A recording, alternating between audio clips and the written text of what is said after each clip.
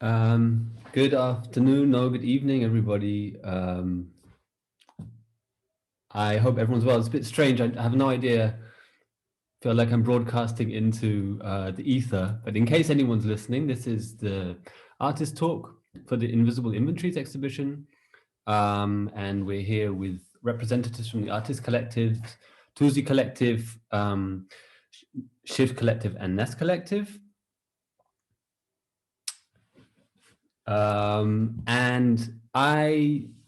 Everyone, I think, will introduce themselves as we go on. I just wanted to quickly start by introducing the project for those that don't know the project, and then I'll hand over to my colleague, Jim Chuchu, who'll talk a little bit more about the exhibition. So the Invisible Inventories exhibition is born or is connected to the project, the International Inventories Program, a project which is researching Kenyan objects in collections worldwide. That research has various forms. One of them is trying to understand where the Kenyan objects are. So far, we have identified 32,000 Kenyan objects spread across 40 collections. So you get a sense of the numbers we're talking. There are obviously many more collections worldwide, but those are the numbers we've identified so far.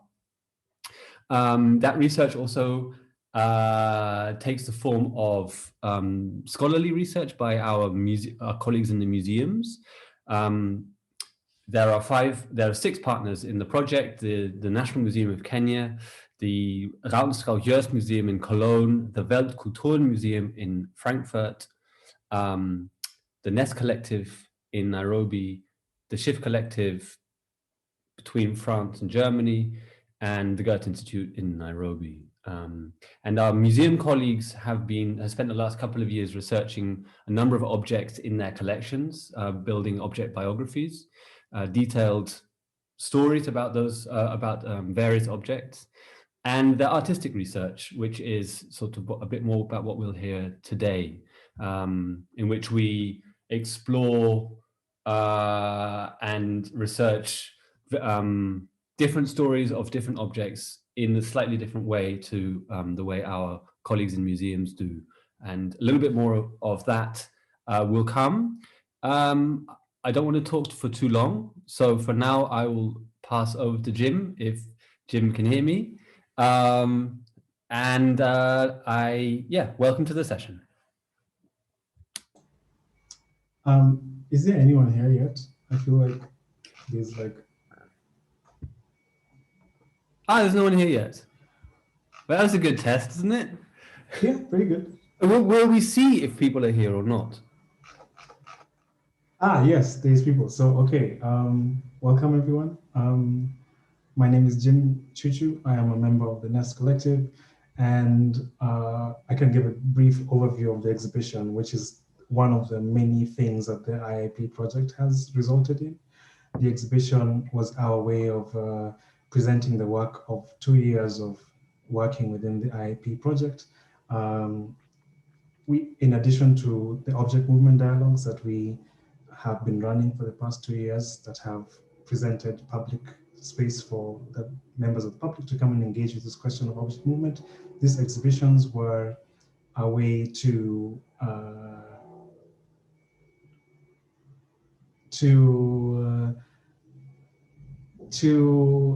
make the questions that we've been exploring clear to an audience.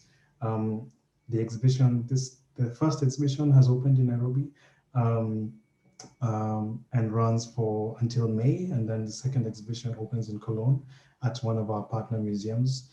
That's the RJM in Cologne. I'm not going to say the full name because we keep destroying it. And followed by the third exhibition, which will happen in Cologne at the WKM Museum, which is another partner of IIP. Despite the corona situation going on, I think the National Museums of Kenya are open. And so anyone who's in Nairobi is welcome to visit the show as it's running. But for those who are not in the country, or for those who don't want to risk going to the museum, then there is a virtual tour of the exhibition that's online on, I think, the Nest's Instagram page, and you can find links to that on the IIP website, which is inventoriesprogram.org.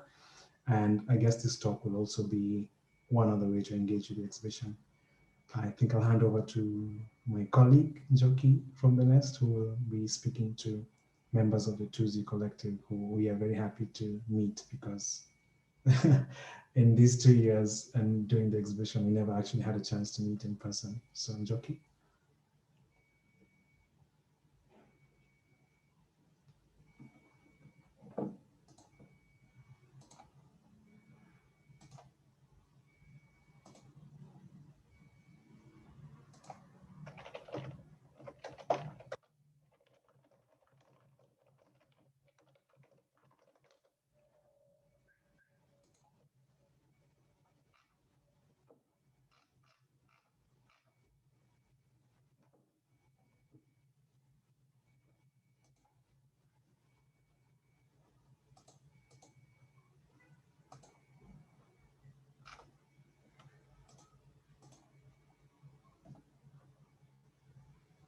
Okay, it appears that Njoki is joining us shortly. So the Tuzi, I don't know whether to call you a collective, but for us, any group of artists working together are a collective in our mind. Maybe the first question I would ask you, as we wait for Njoki, would be what were your initial thoughts about this topic of object movement before you engaged the exhibition? And have any of those thoughts changed since you started working on the exhibition? I'll start first. My name is Martha. I'm a member of Tuzi Creatives. My first thoughts were, how come we can't have the actual objects here instead of the images? And then while working throughout the whole project and even discussing with some of you during the launch, we discovered that it was difficult to get the actual objects. And so from what we did with our team, it was a better representation than even having the actual objects with us. So those were my thoughts. Washara, do you have anything that you want to add? My first thoughts were what? And then the more I get to know about it, I think that has not changed. I'm just like, what? So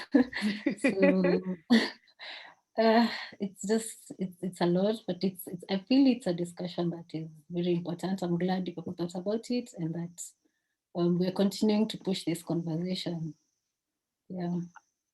Maybe another question that I can ask is as regards your particular choice of medium, because you chose to kind of layer photographs together, the photographs of the current objects as they are together with some old photos, and then you kind of added a little more to come up with a finished image. So could you tell us a little bit about why you chose photography as a medium? And kind of your process as regards making the work? I can speak a bit about that. So for the reason why we used I'd call it a photo montage because it's a combination of photos, is because mostly that's how I do my digital art. And I thought it would be a good way to combine both an illustration, which is what Washera did, and the photography part. And then also through that, you're able to do more effects, like the way we had some of the objects look like they were illuminating. Yes. So through that, we were able to do that. Yeah. Could you tell us a little bit more about like this illumination, because you kind of added a really lovely there was like a spiritual element. Some people could even lean and call it like sci-fi-ish, leaning quite spiritual. So what made you decide that some of the objects should kind of relate that way? Because that was a really interesting choice. yeah, the reason why we did that is we wanted to bring in the futuristic elements so that the image can stand out. You know, it's better to have it illuminated than just have a plain object, yeah, to attract attention. And then it also shows the importance of that object in the community, because these objects were valued highly by particular communities. And some of them, like the Swahili charm, they are used to keep away evil spirits. So they still have that uh, superstition, I'd call it, or some, yeah, superstition, yeah, belief about them. So that's the reason why we went that direction. Mm. Among the objects, did you have any that you particularly liked, or that you really enjoyed working with, or finding out about? Person, sorry. Okay. Yes, Kwashera. Actually, both of you should answer this question. Yeah, because it was such an interesting choice of objects. You notice that you are quite drawn to jewelry in particular, but then you chose a really nice range of objects. And so yeah, it would be great to know which ones you particularly liked and why. Maybe we can start with you, Washara, and then we can ask Martha. Okay. So my favorites were actually oh, teacher, stop sharing the screen. Okay, let me.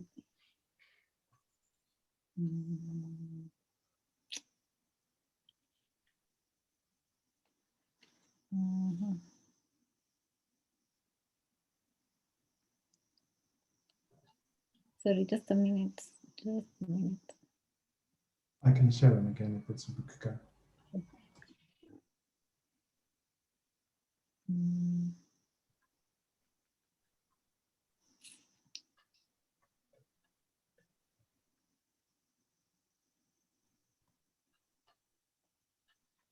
Okay. Can you see my screen? Yes. Okay. So my favorites were the Swahili comb, the Ndome, and the Turkana apron. So I'll start with the Swahili comb. This one is, I have a very good relationship with my hair. So this one was really fun working. And yeah, I feel we pride ourselves with our hair. If your hair looks good, then everything is fine. She'll work with confidence. And yeah, so I think this has been a tradition that has been there and will continue being there. So this was a really fun one to work on. The Ndome was a very interesting one because I've always thought of shields as a shield for the one we know for protection during war. But this one was used as an instrument in a way because it has beads that would make sounds, but it was used during circumcision by boys to men, when they're being circumcised. So that was an interesting thing to learn. Like, oh, there's more to these things. Okay, that's really good. And yeah, the apron, because this one, it just looks cool. I mean, people Kitambo are still slaying, so listen, they really were. yeah, they were slaying. So okay, yeah. So yeah, those are my fun projects. Thank you so much, Washera. Martha, which ones were your favorite? Washera, if you can still keep your screen on. Okay. Go to the first one, the Maasai shield. So this was my favorite because it is the first one that we did. And it was a challenge because both of us we are using a different style.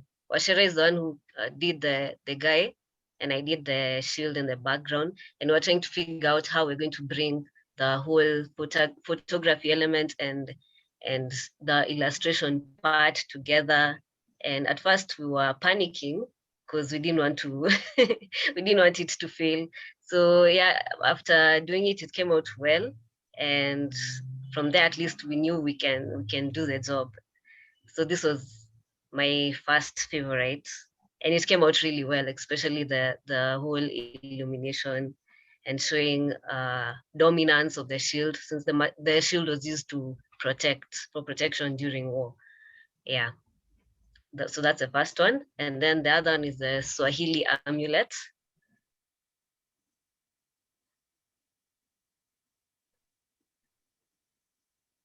This one also came out really, really well. I like how the necklace stands out with the whole magical effect, because it was used, again, like I had said before, it was used to keep away evil spirits. Yeah, so I think those are my two favorites. Mm. The two of you have talked about being really excited by like African Afrofuturism, kind of as an approach for your art. So maybe you could tell us a little bit about how you've explored that theme, not necessarily with these works, but with other works in your portfolio. And maybe we can start with you, Martha, and then go to Washara. Okay. The first time my first experience with Afrofuturism or fantasy art would be with Shuja Stories. I'm actually the director and illustrator of Shuja Stories. I don't know if you've heard of it. It's a project, it's an online exhibition that's still ongoing, about our Shujas, our past legends. And it's bringing back African legends to life. So there's so many stories there's so many stories and so many information about these legends that are not in our history books, in our archives. They're not there. So that's what Shuja Stories does. And even the element of the whole fantasy and the whole magical experience, yeah, for this project, it was inspired by Shuja Stories. Yeah. Okay. Yeah, the Shuja stories are really, really beautiful. So it's really cool that you kind of were able to carry that into this process, even though like the images are not the same in any way. Yeah. Yeah, that's really Yeah. cool. Washara, how about you as regards your illustration? What has excited you about African futurisms and the ways in which they link with African history? I think the traditional historical artifacts have, there's a lot I can borrow from it to inform my other projects. When I was working on this project, I would come across really, really cool things that can be used that can be borrowed for my future work. So and being able to work with Martha, because she's done a lot of that Afrofuturism in her work. So being able to work with her has really opened me up to that other side and the possibility of the things I could do with that form. So it's something I'm really exploring in the project that I'm working on now. Okay, that's Yeah. really cool. In fact, because I think I'm being told that my time is almost up, and maybe what we can do is talk about what your next projects are looking like. What is exciting you? Are you carrying anything from this experience onto the next project, or are you like just kind of exploring something completely new? And maybe tell us a little bit more about that. We were actually hoping that this project, this particular one, would continue, because I know there are more objects out there. Yeah. So if we can push for it to happen, that would be great. Oh wow, that's really cool. Yeah. Yeah. I second that, and yeah, as I've said before, I'm really exploring the idea of futurism and merging it with the traditional things. It's something I'm really working on my next projects. That's really cool. Yeah. Thank you guys so much for sharing with us about the lovely work that you did for this exhibition. It's really an honor to exhibit alongside you. Okay, thank you, Becky. Thank you.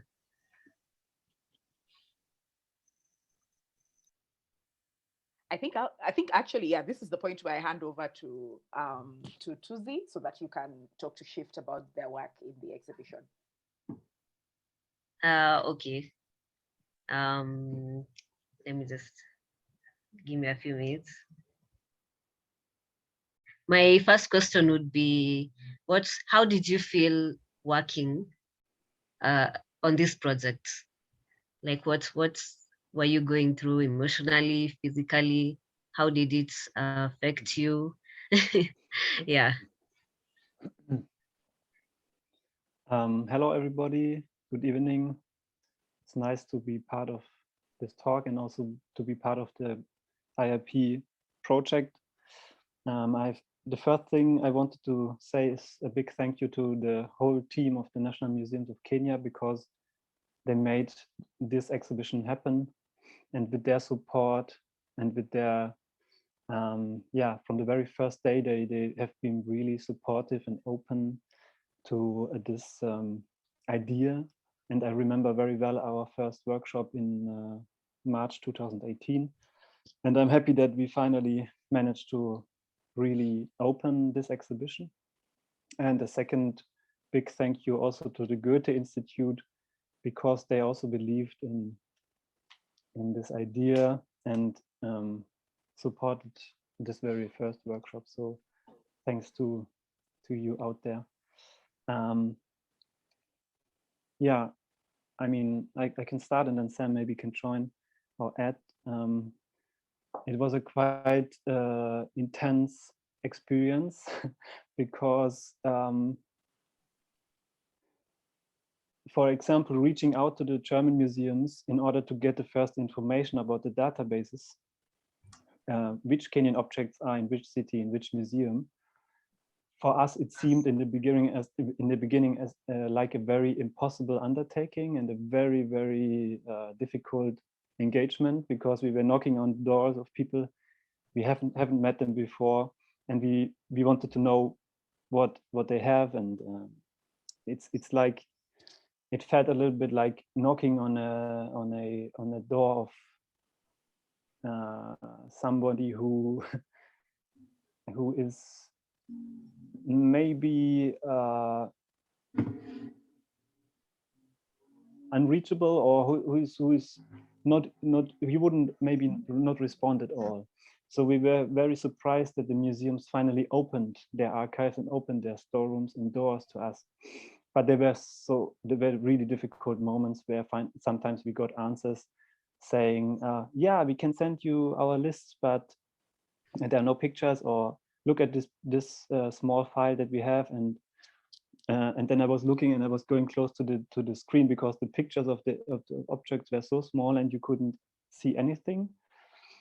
So from there, where we knocked onto the doors, up to the moment where we really assembled a database of 30,000, more than 30,000 objects until today, it was really a long run. And sometimes I wanted to give up, but there were also moments where I talked to people and we established relationships with the museums in Germany, which was quite interesting. Okay. Yeah, that's interesting. Washira, do you have another question? I mean, I can maybe in the meantime already start to show some pictures of the works that we presented in Nairobi, so that people can have an idea of what we are showing. And maybe if you have another question regarding the Kanga. We can see the images first.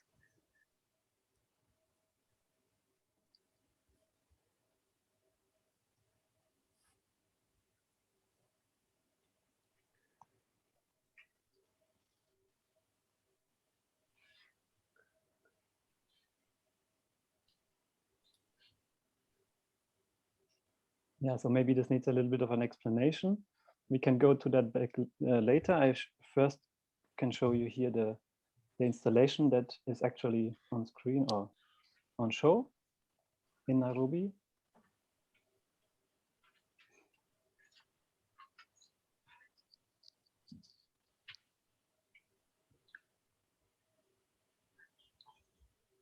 maybe explain a little bit what we did.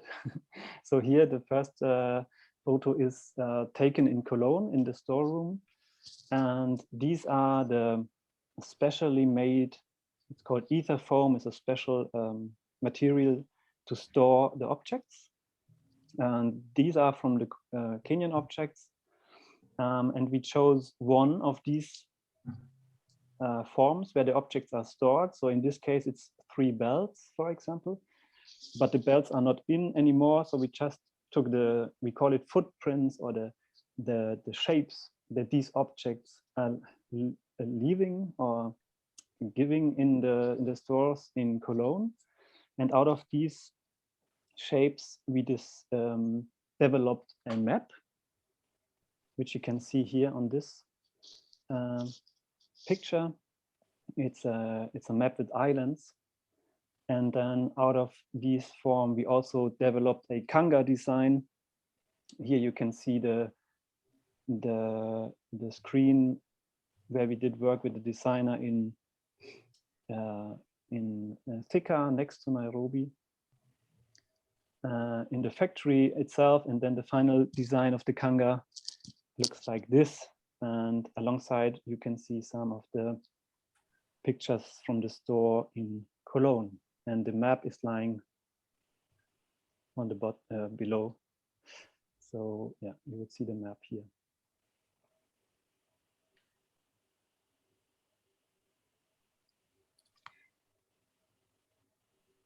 Okay. What's out of the whole collection? Is there anything that you feel like it stood out, or what stood out the most out of everything that you did? Or what did you enjoy the most doing?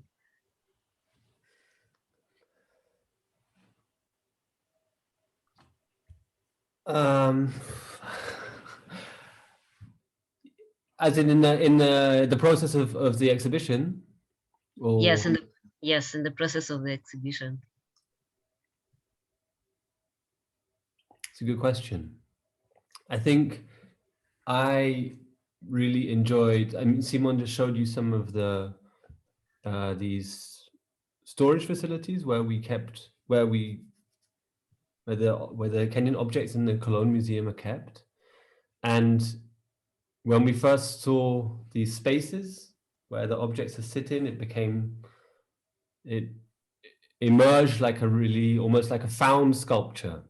So it seemed a very clear representation of the absence that object, like surrounding that object. And then working together with Simon, it was a kind of platform with which we could explore and try to develop a language with which to talk about the loss. Because part of the way I understand how we work as artists in this project, or something that I think it's something that Simon first said, is we tried to develop a language to talk about this absence, which isn't a language, the same language as scholars would use, and it's not the same language that politicians would use. It's our own language. It's the language of an art practitioner. And so the process of finding this thing, which really was an emotional experience to see this, and was also a kind of an intellectual experience, and following that, thinking, okay, this thing, this loss, and then imagining all of these objects and imagining a kind of the whole territory of loss that this entails, and then thinking about a way in which we could describe that in a form.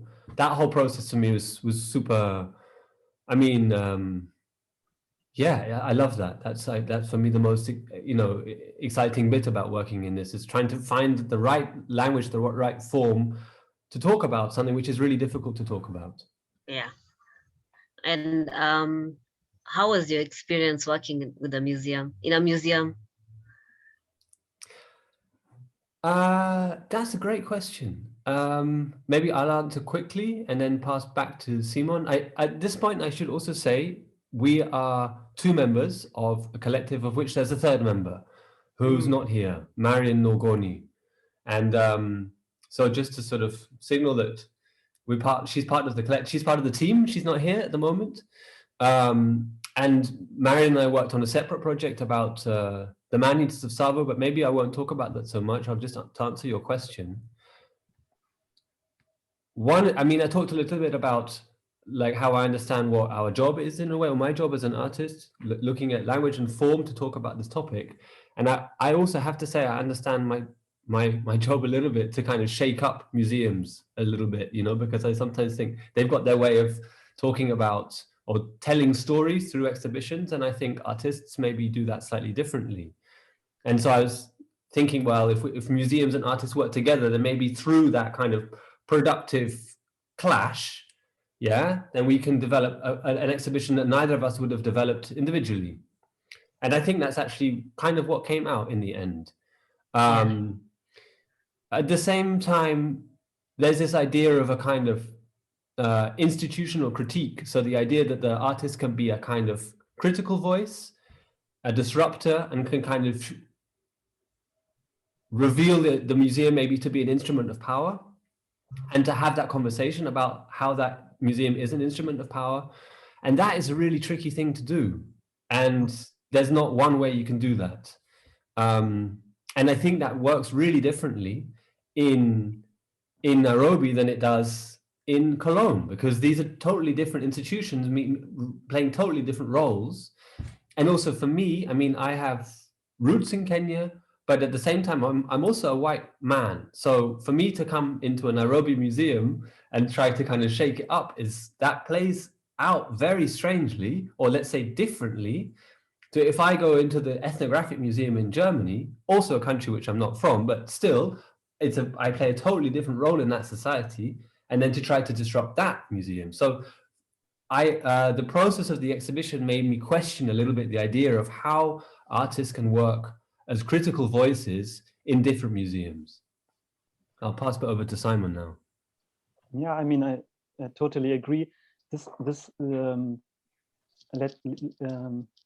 Through what you're saying, I'm reminded of the fact how many times we as artists dare to say something, for example, about restitution, that nobody from the museum would say or could say, also because of the fact that they represent an institution. So we had a kind of a freedom to express our opinions, and sometimes the colleagues from the museums were looking at us like, are they going to say it again?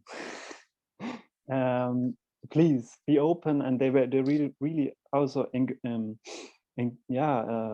telling us that they find it liberating and nice to have this voice that is, relatively free. We have our opinions and we articulate them. And if I'm pro restitution, I can ask different and difficult questions, and I can ask the museums, why don't we, for example, send one single small object from one of the German museums to Nairobi, just as an artwork? Just let's choose one household item that is not very expensive and that you could even buy on a market today in Nairobi, that is stored in Cologne because it somehow ended up there, let's say 50 years ago or 30 years ago or 100 years ago, but it might be a very simple household item. And then to exercise this, and let's do that, and to bring in these kinds of ideas. I think that was quite nice and refreshing for our colleagues from the museum sometimes, and it was nice for us because we could. We also of course need to be how do you say, diplomatic in everything that we did, but we had at least the freedom to express our proper opinions, and this was quite an interesting experience. Okay, thank you, Simon. I think that's it from Tuzi, unless Washira, do you have a question? No, I'm good. Yeah, we can pass over to Jim and take it from there. Yes, I believe that Sam and Simon had some questions for us as the next. Yeah. Simon, do you want to start? yeah, one question that immediately came to my mind was, what were the biggest obstacles in the production of your artwork? Maybe Njoki, can you answer? You're on mute. I was going to say Jim unmuted first, so I feel. Well, I think that the challenge for production of artwork was the same as the challenge of this entire project, which was like, how do you communicate with a group that is spread across many countries, many time zones, many worldviews, many backgrounds. That was definitely a challenge for the entire IAP project. And then for the production of the artwork, it's kind of fed into the challenges of that. I think because the nest is kind of always juggling many things at the same time. And then I think Corona was kind of unfolding as the production of this exhibition was happening. So that was definitely a problem. I think one decision that we made that made things simpler was to use the exhibition as a place to kind of extract the database, which is kind of the core of the IAP project, to kind of look at that database and say, how do we make this interesting for an audience? That was an interesting challenge for us, because usually we kind of use film and much more direct kind of fiction and narratives. And for this exhibition, it was kind of like, okay, take this table and make it interesting for an audience. And I guess as Njoki is kind of answering things, I can share some of the things that we created as a result. Njoki? Yeah, absolutely. I think another of the challenges that was faced is quite a prosaic one. And it was that these pieces are going to be seen in a bunch of different museums. So how are they going to fit in those places? And while, to be fair, it was a challenge that was kind of taken on quite ably by the exhibition designer, it was definitely something that everybody had to think about in the context of making the work, that the work has to work, in quotes, in three very diverse, very different spaces with different things in all of them. Yeah, I guess maybe that would be it. Yeah, and exactly, and I think that's still ongoing also, because we still have to do the 2 exhibitions in Germany. Absolutely. Where we are having a totally different public. Yes. And your artworks are going to be adapted, and yeah, let's see how that works out. But so far, I think there was a lot of positive feedback to your installation with the shipping labels. I don't know, Jim, have you got a picture of that to share?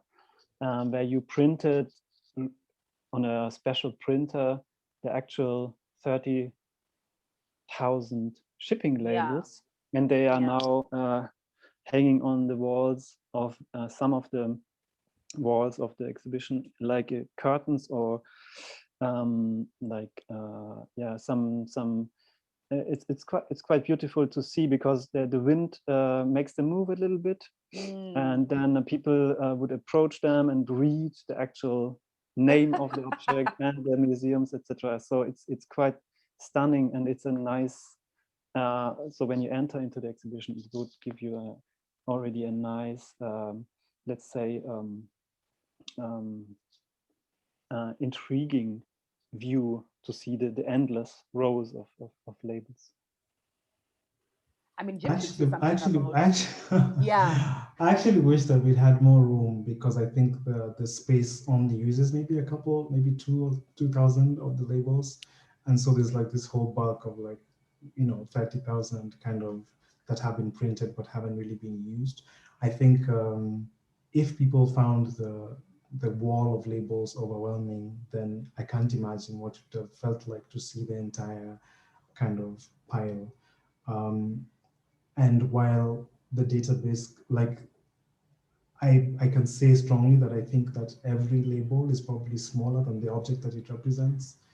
So that just tells you how much bigger kind of the pile would be if it were actually the objects. And maybe that was one of the key things that we wanted to communicate with the IAP, that the extraction was a massive project. Absolutely. Maybe the thing that I can add is that the other thing that the labels communicate is the ways in which discussing objects is a work in progress. Because when one goes closer to the labels, you can see that some of them have full information, some of them have information that's kind of been that we were asked to withhold by the different museums that were taking part. They didn't necessarily want all of that information out, and they didn't want it in the database. And that different people change their minds about these things at different points in time. And so to just kind of represent that with honesty, then we were able to still have a label to represent the object, but then with certain details kind of censored out. I've got lots and lots and lots of questions, but I'm gonna ask Wow, two. One like really one big one and one specific one. So I'll start with the specific one. The text panels are written in a wonderful. I'm like totally fanning out. They're really brilliantly, really like such a particular language. And I observed many people reading them and just kind of like so emotionally affected by what you write about, but also how you write. So my specific question was, I'd be interested to know how you wrote those. Like what was the process of that? Yeah. I remember that I sent, when we did some quick research, for instance, on the collector biographies, which were like these names that we picked out of the database of collectors who kind of appeared very much in the database. And one such name was the Ansoj, Dr. Ansoj. And I remember sending Njoki a copy of a book that we found that he'd written. And I told her, Njoki, I think you're gonna need to read this, just kind of. So, I mean, we have to engage with the text that these people have written. And Njoki, maybe you can talk about what that felt like, because it's very strange to read a text that is so openly racist and like, and I think one question that was asked earlier in this conversation was, how did it feel like to, and that was a question for us. How does it feel like to engage with these texts that were written in another age, and where my humanity and Njoki's and all the Black people here, our humanity was kind of a thing that was questioned, right? It was like, the lions are more important than the people.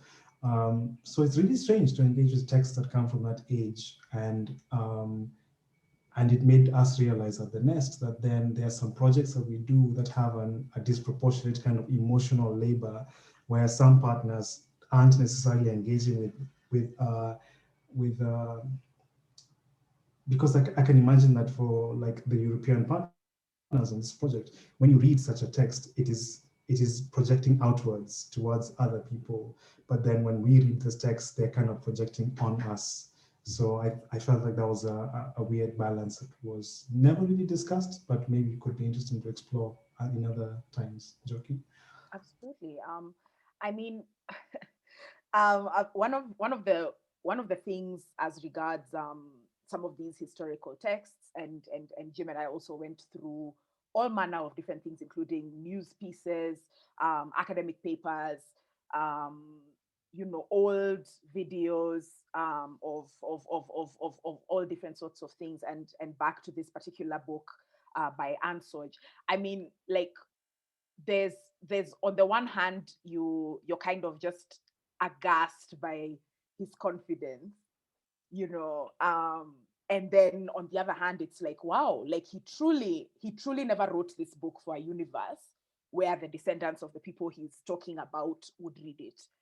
That was not the reason that the book was written, and like for us, it was really important to kind of as practitioners who come from the place where he was kind of running around on his little racist travel influencer coach, while we are still on that land, and there's still access to this book, and we have something to say about him, then we should say what there is to say about him with all of the honesty that we can. And the only thing we can say with honesty, for instance, about Ansoj is that A, he was a racist, and B, even if somebody came to try and rescue him with, oh, you know, he was a doctor, he took care of the people, we've been privy to, I mean, the world is privy to data about how racism kind of moves into healthcare, racism moves into education, racism moves into policing, racism moves into everything. And so how, at a point in time when there was truly no punishment for it, because these days, at least you get public outrage sometimes, you know, but at that point in time when the racism was part and parcel, it was the very foundation of colonialism that somebody's entire country felt that actually the rest of the world, we can just go and say this part of the world is ours. In fact, they didn't even have to be there to say that it was theirs. They decided it was theirs in another place, and then came to just kind of action their decision, you know. And so when history is framed like that, when he frames himself that way in his book with the kind of power that he's been given to kind of look at himself that way, to look at himself as the one with the universal gaze, the one who gets to say what he thinks about these people and to communicate what he thinks about these people to people who have never seen these people, so that then the prejudice spreads. I mean, if you're going to be in the healthcare space, it spreads like a rash, and you can spread it overseas, right? Then when it is your people who are being described as lazy, as, I mean, all these ugly words, and sometimes Jim and I would feel like sometimes we would need cleansing after having read some of those things, after having experienced some of them, you know. And so maybe like to return back to the question of like writing the texts. Yeah. I think one thing we remember had to measure was how angry are we in the text, and how how much of the anger and the resentment and the snark do we kind of allow to pass through into the text, and how much do we filter out and kind of try and be neutral, right? We kept remembering this cliche. I don't know if it's an African proverb or a cliche about the lion and the hunter. I think that until the lion tells his side of the story, the hunt will always glorify the hunter. And there was such a radical feeling that we were taking history and kind of churning it through our lens, which felt like something that needs to happen more often in the history of the world. I feel like we haven't really gone back to history and said, okay, let's look at this from a different lens. What does it feel like to write patriarchal history as a woman, to write queer histories as a straight person? You know, like, I don't think we've spent enough time as humanity kind of looking at our history. And there are those people who argue that to do that is to revise and to erase. But I think that's a question that's important for things that are still influenced so much by history. For instance, this issue that we're talking about here.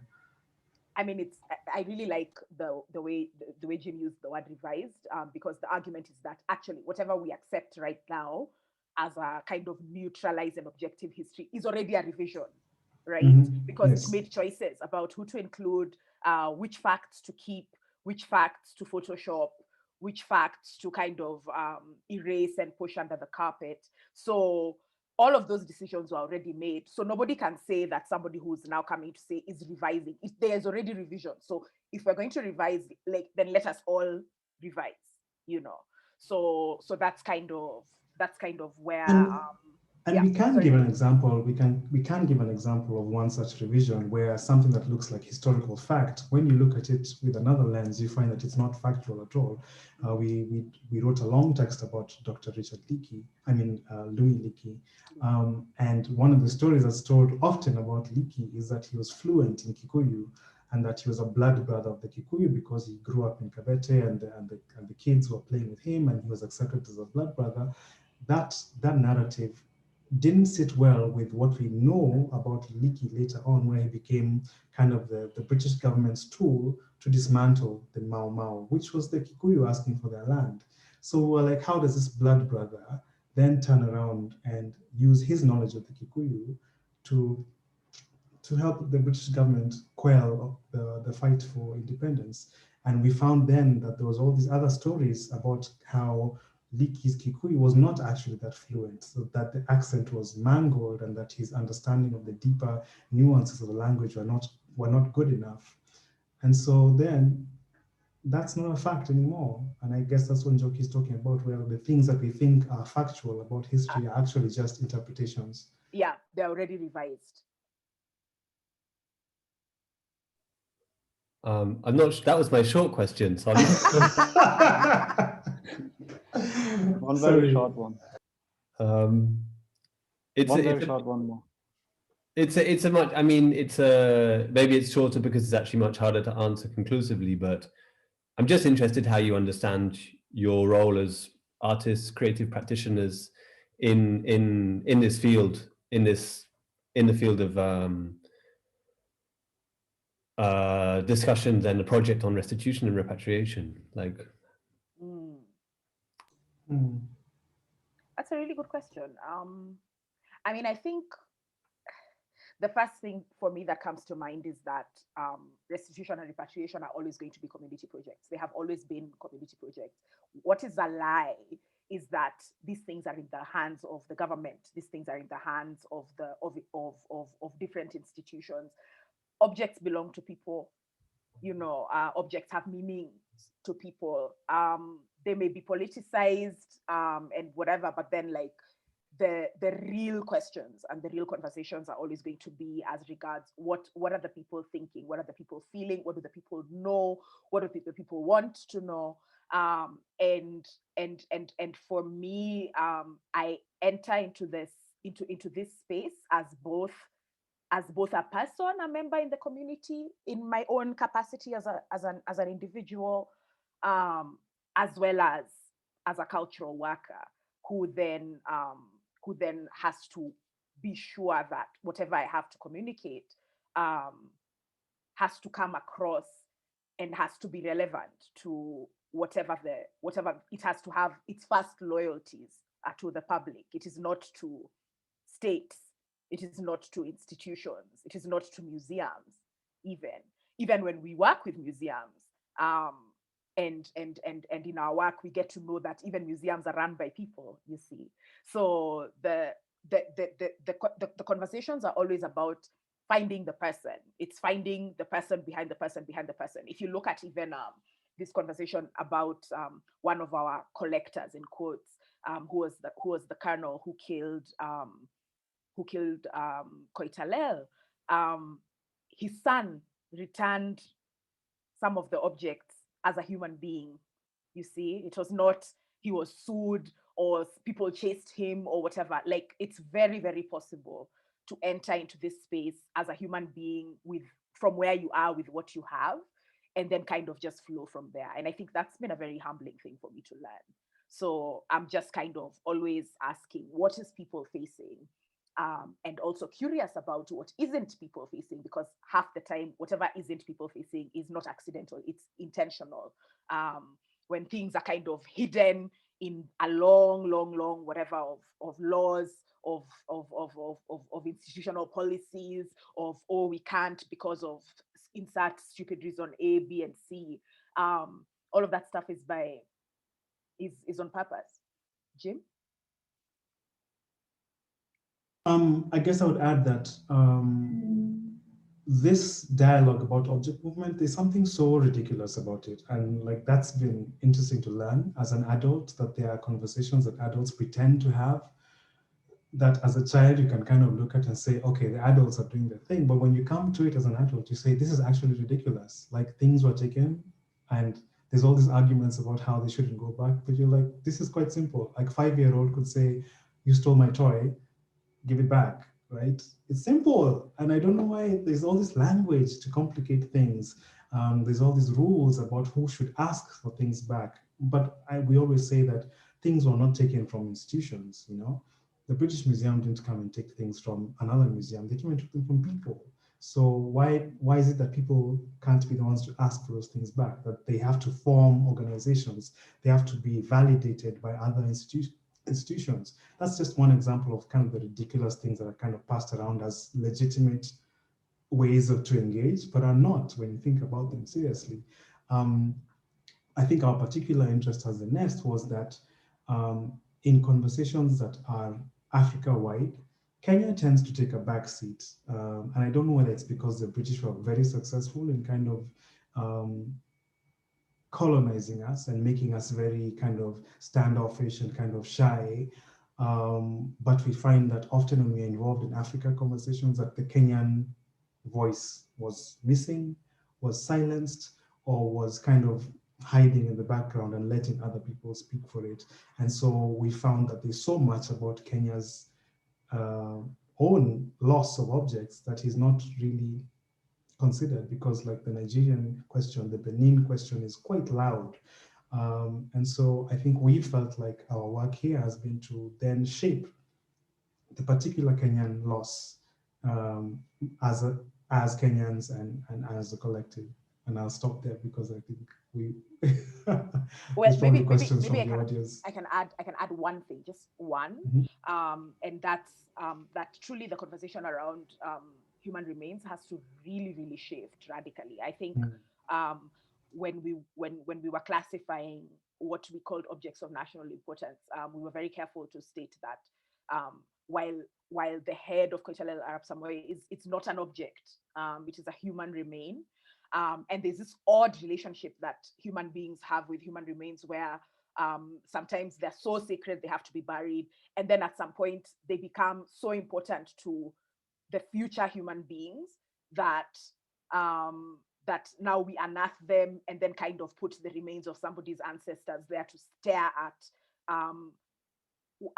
ad lib when they were dead, they were buried with honor or whatever it was, or they were disposed of in the ways that their communities thought were useful.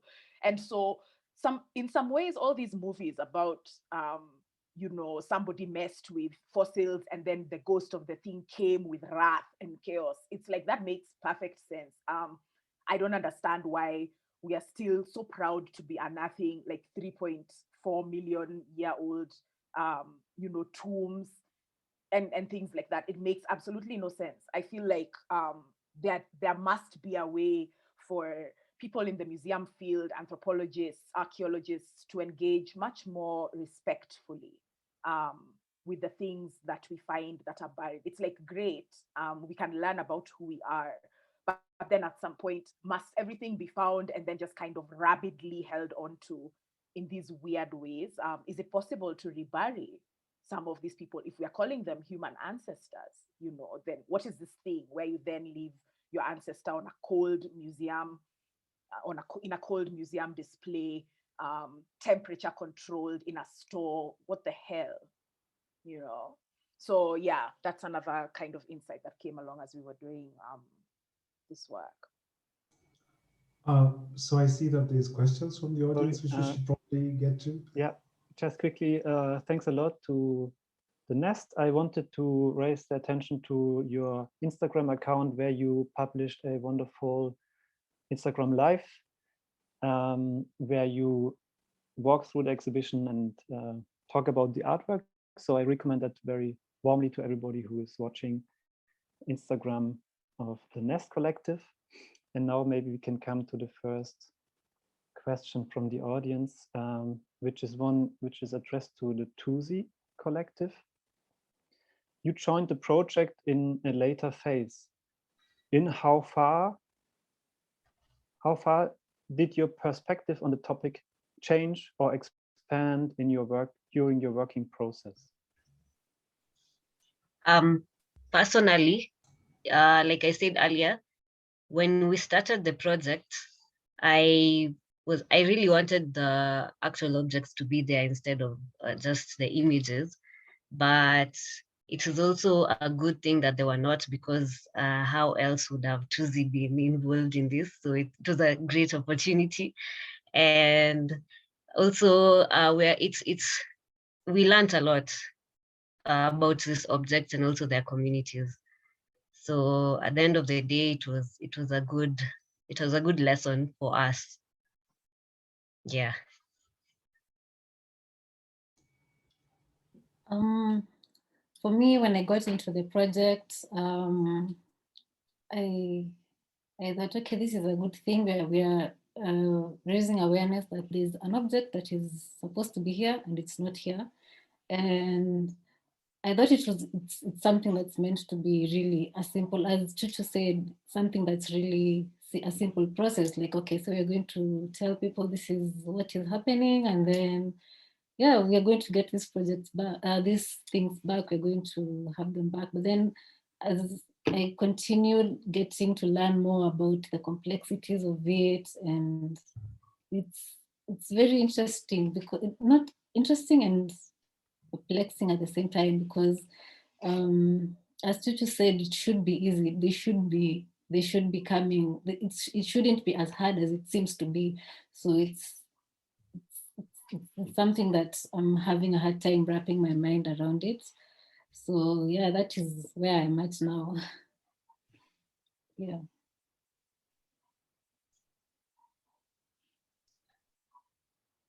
And then there's a question here to the nest and to Shift, so I'll ask it to Shift. How was the experience to both curate an exhibition and produce artwork at the same time? Sam, I'm sure you have something to say about this. Sam answers, because I was not so much involved in the curational work.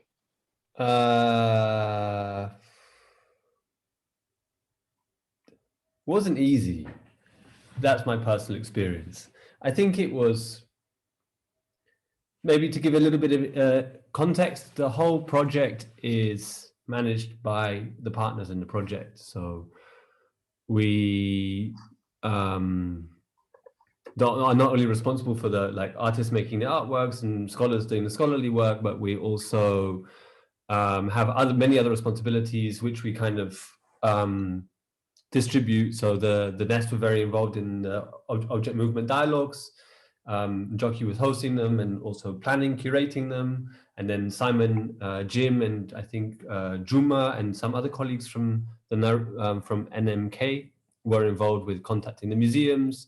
I was working on one of the publications with Marion. So there was a kind of myriad of other things that we were doing.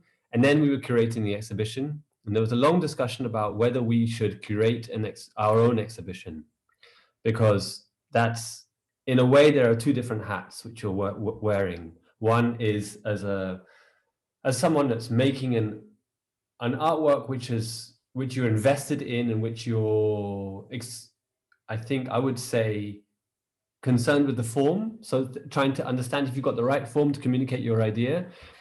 But I think the curatorial perspective is trying to mediate that work. So those two things maybe can work against one another. The idea to mediate and the dedication to form, if that doesn't sound too abstract. And actually, apart from the workload, in terms of how the exhibition resulted, I'm really happy with the result, and I don't think that could have happened if we hadn't curated it ourselves. Because for me, it doesn't feel like there's one master authorial voice, which is kind of, I'm not sure if anyone has had this experience when you go into a group show and you don't really feel that the works can speak for themselves, because they've been selected by a curator who's got such a clear idea about what the exhibition is. He kind of instrumentalizes, or she, those works to say this kind of meta discussion. And I believe what I hope, or what I sensed, but I'm not perhaps the best person to talk about this, when I walked around the exhibition, that the works had a life of their own, and that there was a real sense of a distribution of different perspectives between the works. I didn't feel like I was being thrust down one narrative. I felt like there were kind of branches of different narratives opening up, which the different works opened up. Maybe I can throw that back to the Nest or to Simon. Does anyone else think? I mean, Jim, actually, you were in the curatorial team as well, so perhaps I can bring it back to you. I guess, like I said earlier, the fact that all these processes were happening at the same time, and where like we all kind of had to play dual roles, of like triple roles actually, of both doing the project work, but also doing the curating work and the production of the artwork. it was a little intense. I'm not sure that I'm going to allow myself to enter such a process again without kind of like really mapping out the timelines. I think curating is one of those kind of very, very critical skills as we go forward into an age where everyone is a source of information, right? Everyone's broadcasting, everyone's like, anyone can be a broadcaster. And I think that curating then is the way of shaping the world and saying, this is the stuff that kind of makes sense together. So I think maybe because we were all producing works independently, I think if we were, there isn't necessarily one work that was authored by all of us, right? And that in many ways made the process easier because I'm not sure how we could have kind of put all our worldviews into one artwork. So I'm kind of glad that each of us had kind of this production capacity. Even the museum partners were able to produce their own work. And so I think that the exhibition then is this kind of collation of these different voices. But I think group curating is a tricky thing, especially because how do you all sit on one page? I think that's important, right, Sam? Like that curators should be kind of speaking in one voice or from one place, maybe. I don't know how that works. Well, Yeah. maybe not necessarily like one voice. But yeah, not one voice, but like things that are harmonized to some extent or in alignment to some extent. But even arriving at the harmony or arriving at the, in fact, maybe like even a choir is a great analogy because like you have to be singing the same key. Even if you're not singing the same tune, the same whatever, there's different times, different people come in, all that stuff. And then when you actually say, we don't want to do this with a conductor, we want to figure it out ourselves as just a group of singers. That's tricky. Yeah. I can see more questions here, and I'm gonna ask. There's some questions that are kind of the same. Particularly, you worked on this for 3 years. In which way did you or your positions change? I think Tuzi has kind of answered that question in several ways about how the process kind of affected the artwork, but then Shift and Nest, in what ways did our positions change? I think the question is even more radical. It's asking, in which ways did you change? Simon? It's interesting because I'm trying to remember how I felt three years ago, but it's pretty much connected to the question of restitution and how can the restitution of certain objects really happen. And I've seen another question from the audience was, are all the 30,000 or are all the objects stolen?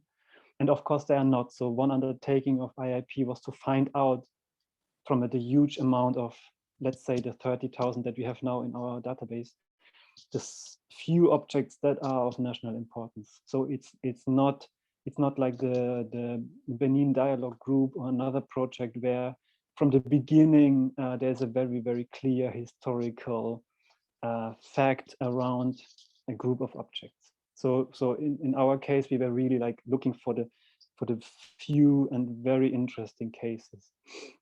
And I'm convinced that we are in the moment of a change on how the museum collections in the West are seen. And we can very nicely watch this by looking at the Humboldt Forum, which is going to open soon in Berlin, where they now decided to not to display the Benin bronze. And where a few years ago, nobody would have dared to even propose that. So when I started IIP, I was pretty much radical in the sense that all the objects need to go home. We should not lose time in looking into each object's specific history. But now I see it different. I would even say that the objects need to stay in Europe.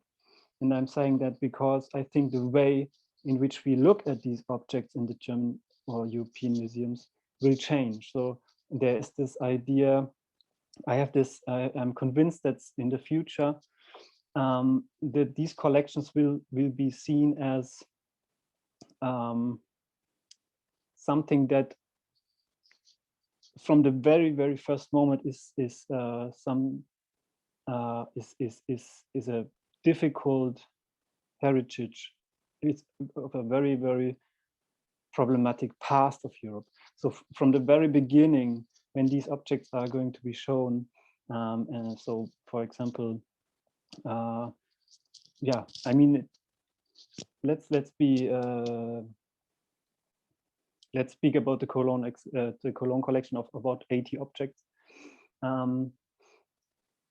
Already now we are trying to give more context, and people are much more awake on how to look at these objects, and to much more consider the historical,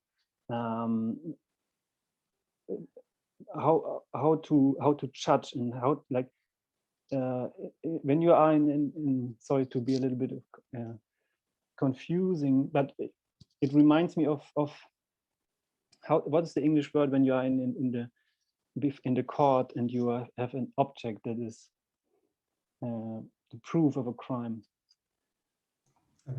Evidence, yeah. Evidence, like these objects for me, there will be more and more seen as evidence of a past, and now, so this brings me to a position where I would today say this is wonderful, like let's keep them, but the way we look at them changes, and the way we have to mediate them to the public, and also the questions that the public is going to ask will be different. So there's a change in the way of display, and the way we have to handle these yeah, the evidence of colonial past and what happened, and to, as you're saying, to do the physical work. So there will be much more pressure, and this is a process that we are in, on public institutions, private collectors, and etc. So Simon, are you saying that you feel that Europe is kind of having a reckoning around the collections that they have, and that will then be the thing that eventually pushes kind of a righting of the situation? Yeah, I would say so. I mean, already in the 3 years that we are doing IIP, there is a change and a shift in how institutions, how the people that work in these institutions are facing their collections, but also in the wider scope of the political landscape in Europe, in many countries, in the Netherlands, in France, in the UK, there is initiatives, in Germany, and there is a lot of discussion, and this is because people realize that it's an urgent discussion, but it's also very uncomfortable one, and yeah, so for sure. I kind of worry about that. I worry about the idea that kind of all these kind of countries across the world that have been asking the British for their things back, that they kind of have to wait for Britain to be like, you know, maybe what we did was wrong. Let's send this stuff. Like that, the fact that all these other countries have to wait for that kind of conscience to develop on a public scale and to influence the politics.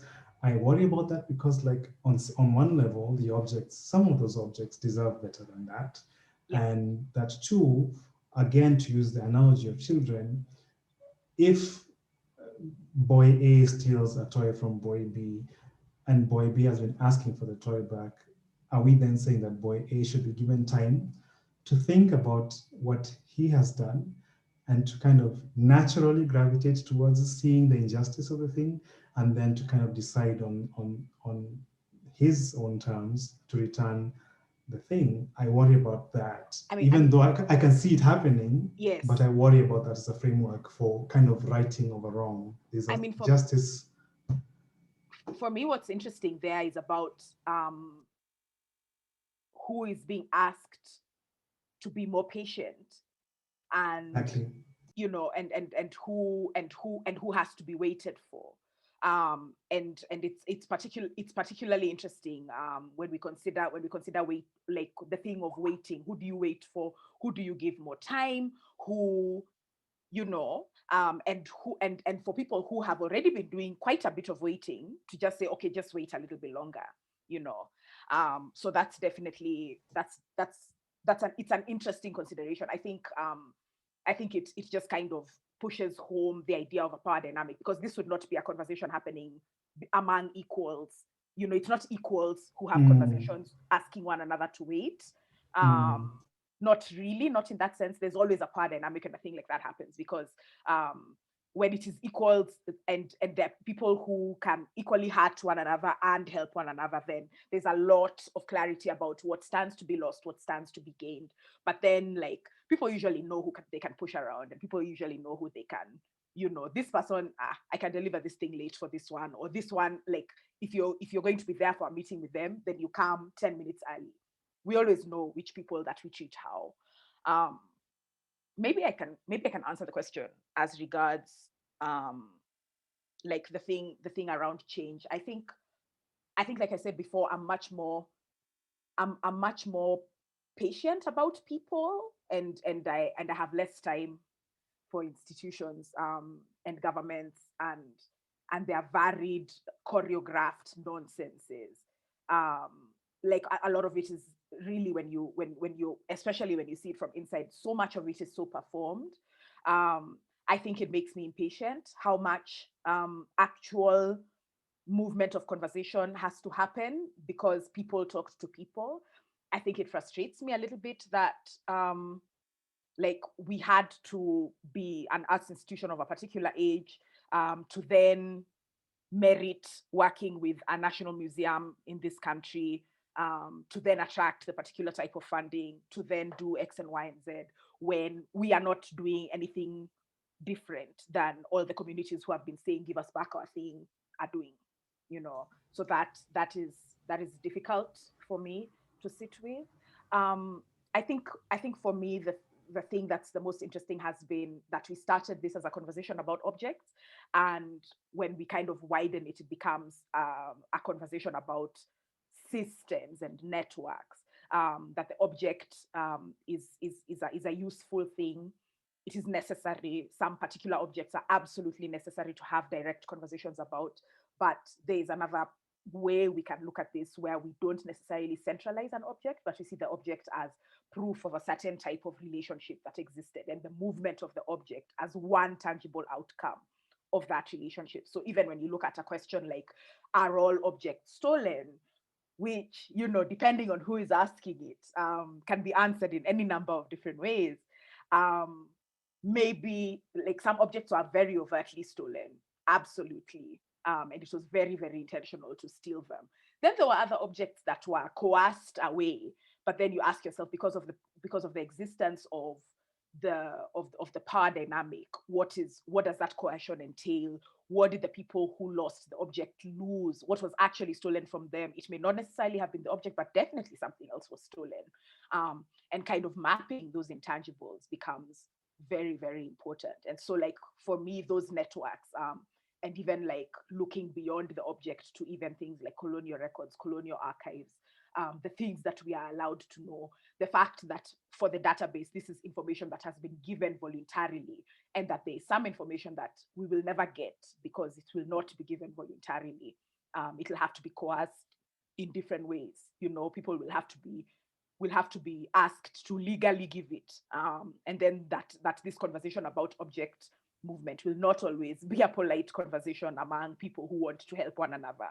So I feel like all those things are kind of dancing in my head right now.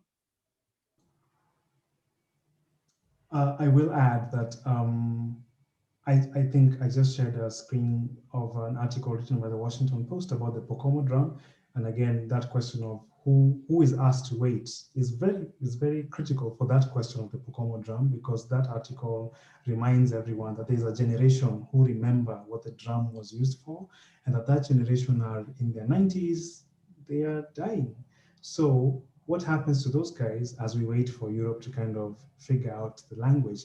And if you think about the question of the French, for instance, they returned 27 objects, and they made it clear that it was not an act of repentance. It was an act of friendship and trust. Now, I found that language insidious and kind of obscene. And if I was the country on the receiving end of that exchange, I would have said, there's no way in which you're going to erase the justice question and tell us that this is an act of friendship. We are not equals, right? And these objects were not taken as an act of friendship. So why should they be returned as an act of friendship?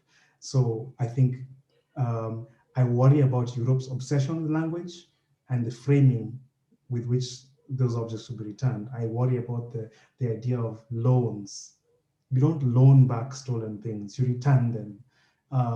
And so I feel like if the reason Europe is waiting is so they can fix the language and fix the framework to make themselves look clean, that is absolutely not acceptable.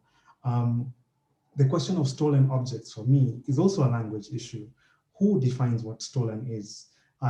We've seen what we are calling clear-cut cases of violence and robbery, and then there are those objects that are kind of washed over as legitimate exchanges. But for me, I have always said, if an exchange happened and one person was holding a gun, I want to revisit that exchange. If an exchange happened between a curator who came into Africa and then said that they bought things as a tourist, a curator is not a tourist. Not when they're in a market buying objects. They are not a tourist, they are a curator. And that exchange is not fair if the person on the other end does not know that they are selling an object to a tourist who will then donate or sell that object to a museum where it will then become a representative object. That is not a fair exchange because the person on the other end does not know the complete dynamics of that exchange. So they're for me what I call shady exchanges, which, and I think many of the 32,000 objects in the database fall under shady because of who was on one end of the exchange. And it's very difficult to prove some of these things. And I think a lot of injustice is sliding in this kind of shadowy place of like, oh, I bought it in the market as a tourist. You're not a tourist, you work at a museum. There's an interesting parallel between that and the ways in which the works of different artists are treated, and so you start to see that there's a rabid obsession with discovery. So you go and you find this young artist, and then everybody suddenly becomes obsessed with this artist, and then everybody is really excited about having gotten their work, quote unquote, for a steal, and then that value does not go back to the artist. That value is not given to the person who makes the thing. The value is pushed forward, and it becomes much more insidious when you look at the direction in which the value is going, who gets to profit off of that value, if in fact, and we do have an artwork about value in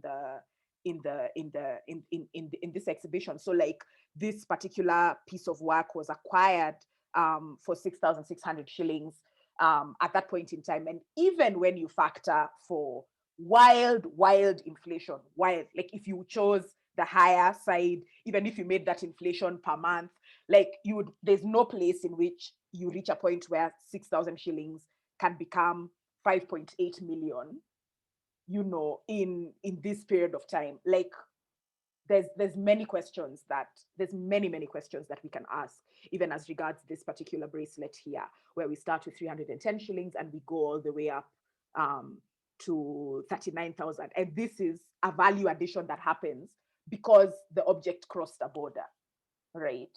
So there's many questions about the ethics of that, and how honorable that is to the people who it's apparently cute that they were not aware how valuable the object was. That's a little bit crazy when you look at it from today's perspectives.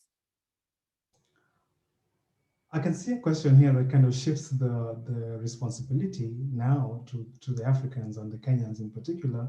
There's a question here asking, are there any UN conventions that Kenya needs to ratify in order to get its artifacts back?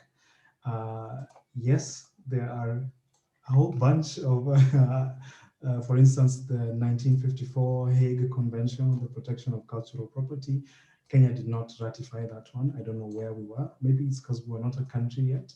Then there's the 1970 Paris Convention prohibiting illicit import and export of cultural property. That's quite critical. 1970, we were a country, I don't know, maybe the Minister of Culture was out shopping in Paris. The 1995 this is the UN UNIDROIT Convention on the Unification of Private Law. Also that one, we have not done it. And there's been more recent World Heritage and Underwater Heritage Conventions, which are also not signed by Kenya. These are the kind of things that we wish things like the Ministry of Culture would take seriously, because if not them, who? And that's one of those instances where it's not the people who can go and sign treaties on behalf of the country. That's a thing which the state has to do. So there are many parts of this question that also implicate the Africans and the Kenyans in particular, in terms of like, okay, yes, you're agitating for objects, but have you done everything that is on your plate to make this happen? Yeah, but also in the whole conversation around how many things have become decentralized. I think even in many ways, people are finding a kind of despair and disillusionment with how slowly governments move, with how and you find that when people go to the streets, when people take up activistic advocacy work in many different arenas, not just object movement and not just cultural heritage, but in many other things for many other reasons. Sometimes it is the people moving forward that will force the government to run a little bit harder to catch up. And so that for me is an interesting premise, even though it puts work on the people that should not be theirs. There are people who it is actually their job to sit down and ratify these UN conventions. And the question is, well, why aren't they doing their job? And so how come all this responsibility then has to go back to the people to continually point out and continually fact check and continually say, this is wrong, this needs to change, etc., etc. It's 8:30 here in Kenya, and I can see there's two questions that we haven't really talked about, which I can send to Tuzi and Shift. I'm not sure how much they apply to both of you, but there's a question here about how important was the database for the work you ended up making, which I can send to Shift. And then there's a question here for which is the most problematic object for you, which I can ask Tuzi about. Simon, Sam, how important was the database for the work you ended up making? The database was quite important, of course, but in particular for our work, we focused on the 83 objects that are in Cologne. But the process of making and assembling the database as an undertaking that we took together as IIP, I think is pretty much the core of what we did in the last years. So how to formulate the letter that we are going to send out to the museums, how to approach the museums, what data are we asking for and why, and which data are we not asking for, etc. These discussions around the data that we receive, the work that we invest to translate it into English, and the questions around the language of the descriptions of the objects, etc. All these discussions that we had as a group, of course, pretty much shaped the final outcome. And I mean, maybe Sam can say something as well about one work that we didn't talk about, which is about the lines of Tsavo, where one of the objects of national importance that came up in these discussions then became the center of one of his works that he did with Marian. And so, of course, they are the basis, they are the ground that we used, the material that finally made the artworks realize. Yeah, I mean, I think on both fronts. On the one hand, I mean, Jim, you mentioned earlier that there's no single work that we all made together.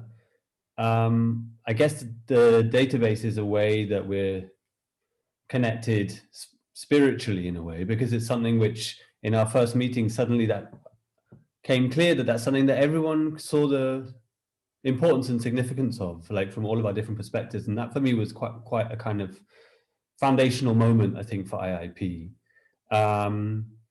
regarding the lions particularly, my recollection is that Marion stumbled across the story somehow independently from the database research. So they were kind of parallel research initiatives.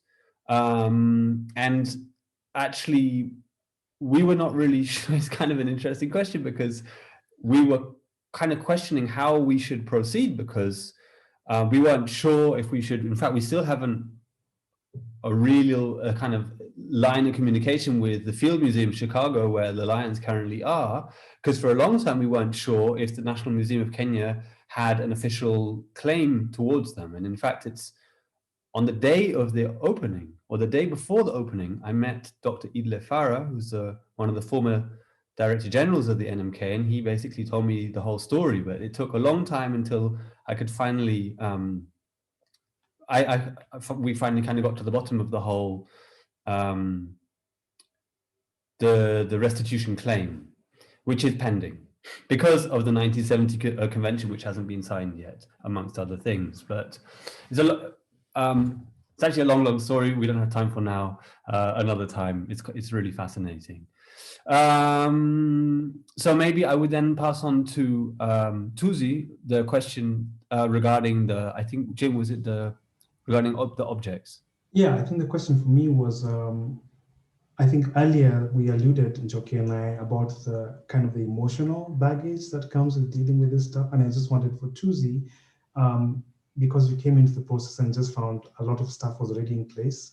Are there any stories or objects that you were dealing with while working on this artwork that felt to you like, that made you feel some type of way about this thing? Because for us, the objects that were the most difficult was, for instance, the head of Koitalel. And we always say that this is not an object, but in this conversation, it is treated like an object because this guy beheads someone and sends the head to London. That's not a thing you do to a human being, it's a thing you do to a thing.